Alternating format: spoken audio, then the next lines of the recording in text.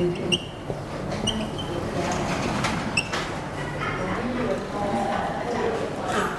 proverb and an idiom. You know, a proverb is a true saying, and it's usually a true saying that is a moral teaching of some kind. You know, it's in Buddhism, there would be many proverbs. These are sayings that instruct us how to live moral lives. And it's the same in other religions too. In Judaism or Islam or Christianity, there are proverbs. And these would be sayings that are meant to, the purpose is to instruct us in how to be better people, how to live moral lives.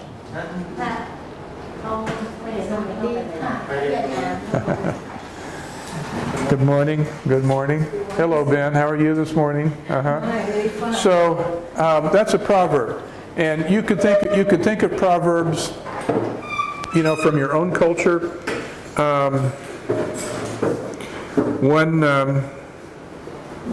One proverb, and yesterday after class, one of you was Nat, who asked me what was meant by this.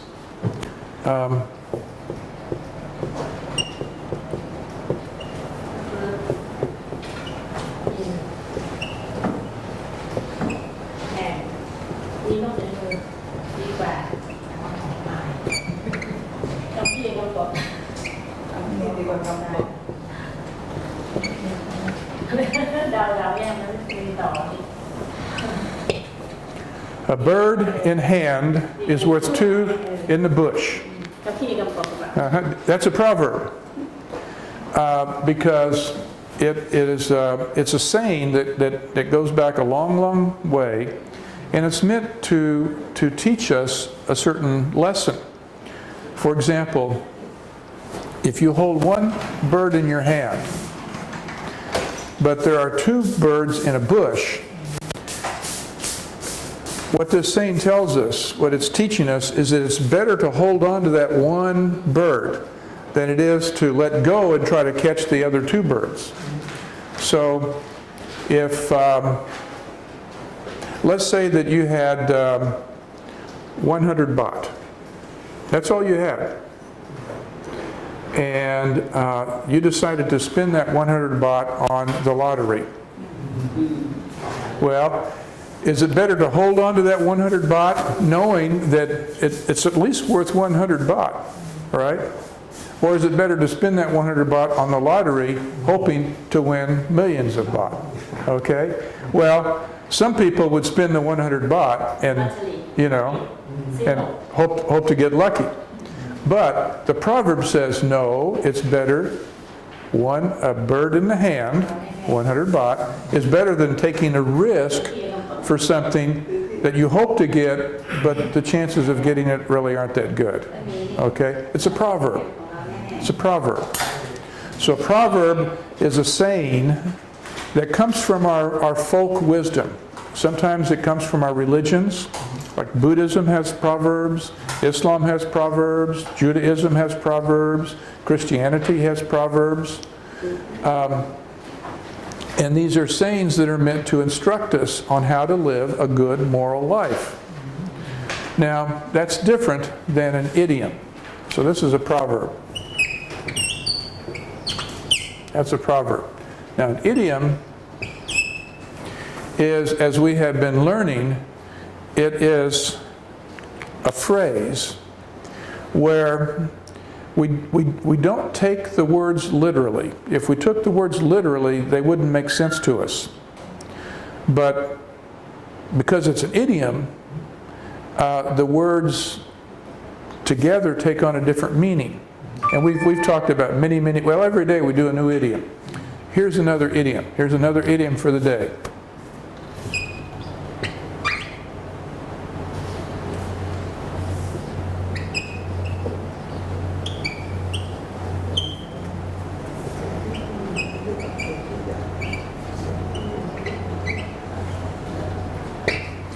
Get your act together.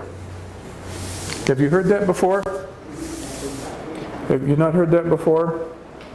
Well, this is like this is what a parent would say to a child who is not behaving properly, or a teacher would say to a class.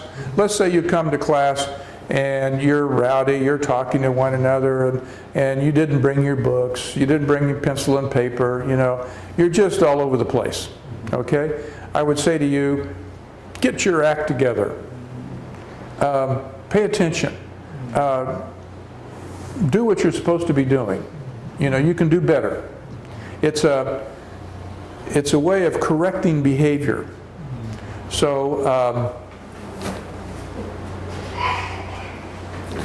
you would, you know, you can say it in a way that is harsh, is not necessarily an insult, but like if you really kind of wanted to be severe with someone, you could say, get your act together. But you could also sort of joke about it. You know, if someone is confused and, you know, well, for example, a couple of days ago, I was at the market and I was, you know, lost, and I was going this way and everyone else was going that way, you know, and I wasn't paying attention to what the group was doing. And someone said very kindly to me, come on, get your act together. So it can be either a severe correction, or it can be kind of a nice way of encouraging someone to pay attention, depending upon your tone of voice, how you say it. So you can say, get your act together. Or you can, come on, get your act together. It has different meaning depending upon how you would say it. But it tells someone, pay attention, concentrate on what you're doing, you know, be prepared, that kind of thing. So this is an idiom.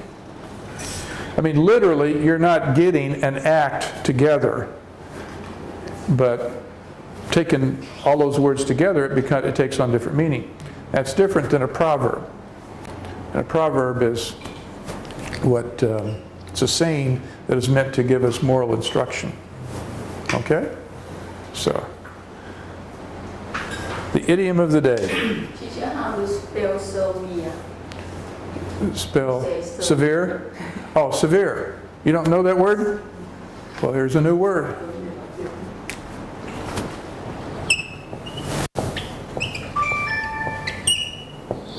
Severe.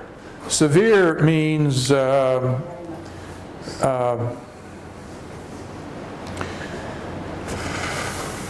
do I say this? If you are severe, it means that you are very stern. You are very, for example, this is a severe look, as opposed to a kindly look. You know, severe is where you are being harsh with someone.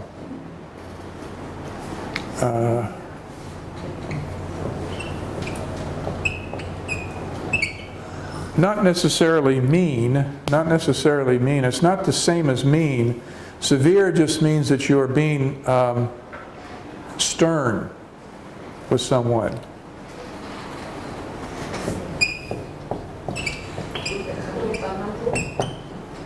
So if you have a child and you are trying to correct the behavior of that child, you would sometimes have to be stern with that child. You would have to explain to that child to stop that behavior.